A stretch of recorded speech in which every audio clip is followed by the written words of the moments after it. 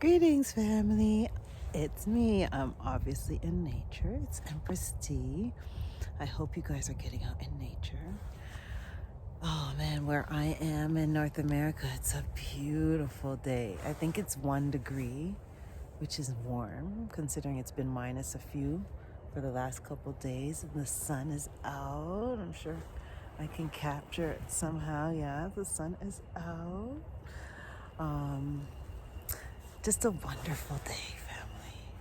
And I'm hoping that you're having a wonderful day weather-wise where you're at so that you can get out. But even if it's not a perfect day, getting out in nature is still the thing to do, okay? I promise you will not disintegrate or melt or freeze to like a popsicle or anything, as long as you prepare for it. And if it's too cold, then don't spend a long time, right? But at least get out. No excuses. It's wonderful out here. Very serene and nice. I can hear the ducks over there. I'm gonna go check them when I'm done with you guys. So family, listen, man. We are 2022. Okay, almost 2 years. We're at 21 months of living unnaturally, right? And so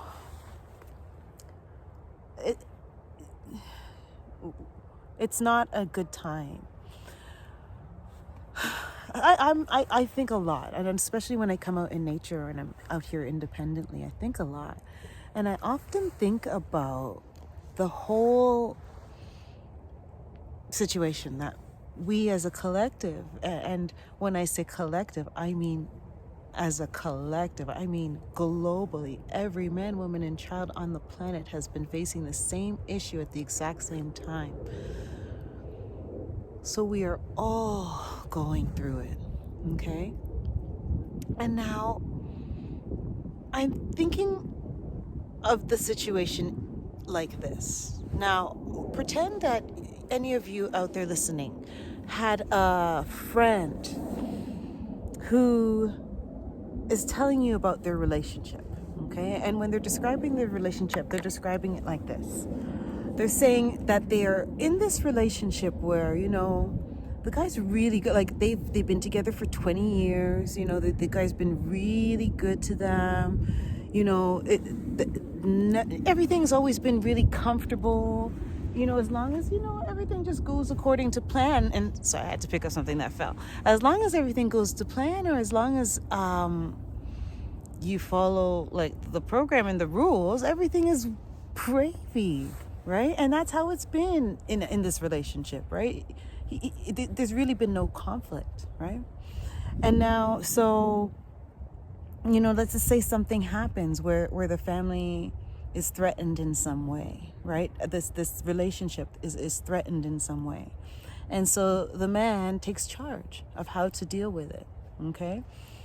And he made rules for this family so that the family could survive this threat, okay? And these rules were applied to the wife, but not to him, because it didn't apply. He had to follow them too, but it wasn't about him. It's more so the focus is on the wife following these rules that he's implemented in order to keep the family safe from this threat, okay? And so, these rules are kind of harsh. They really alter her daily routine. So she usually goes to the gym. She usually go meet friends for lunch once a week. She usually goes to take her children, or her nieces and nephew, or she goes to see children play sports. These are things that she does on her regular daily routine. She also has a job that she goes to, and she works there part-time, and she enjoys it, and she interacts with her colleagues, and these are the things that she normally likes to do and does in her everyday life, right? But the husband says no, because the threat is here and it's affecting this family. The husband says, no, wife, you cannot any longer do any of those things, okay? It's to keep us safe. We have to stop all of those activities that make you thrive, that keep you going, make you happy. You have to stop them, Okay.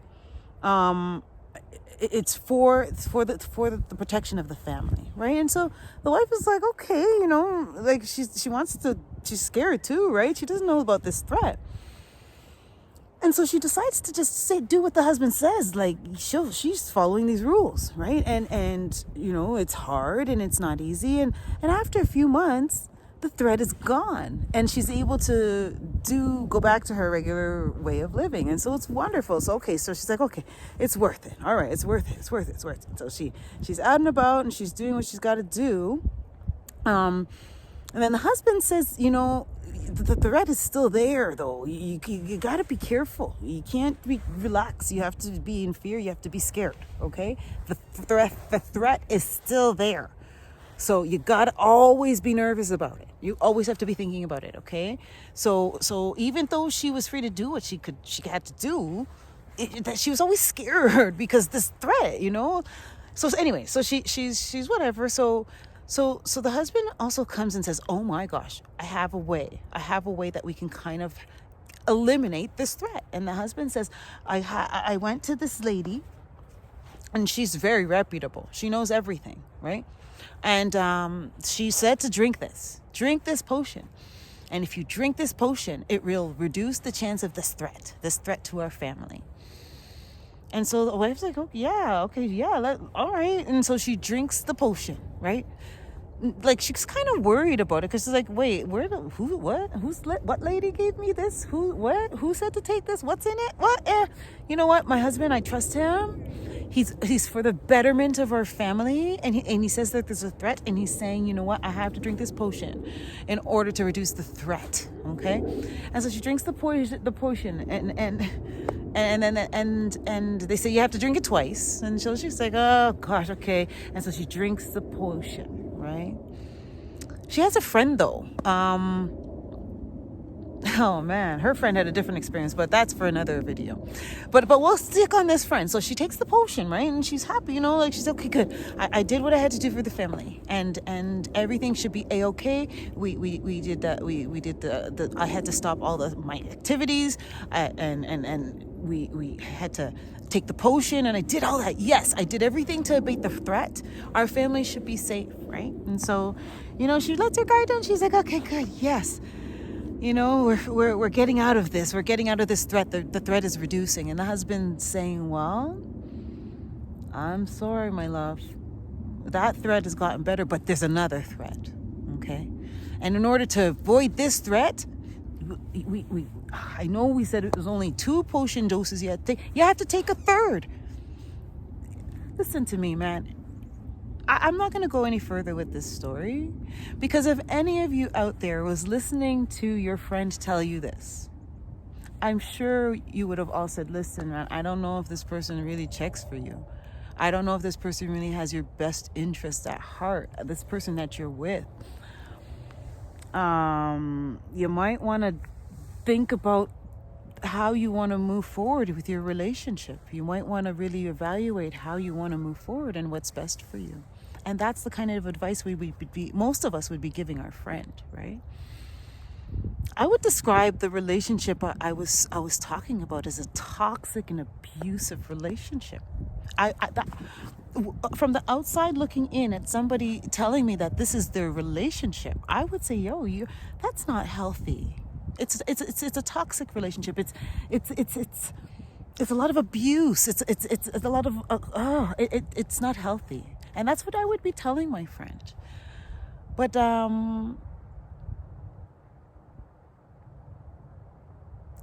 most people at this day and age, I guess if you're in the toxic relationship, it's hard to identify it. When you're in a situation that we're in now, and you recognize really early on that something doesn't seem right, and you ask questions about it, and you say, "Hey, something doesn't seem right," and then all of a sudden, by everybody out there, by the media and a popular opinion, you're vilified for asking questions, right? Is that normal?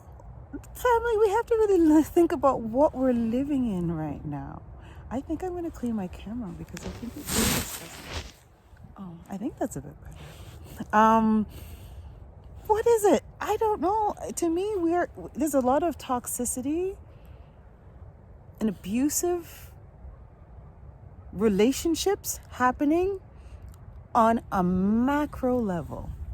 When I say macro, I mean by the overseers of our societies, right?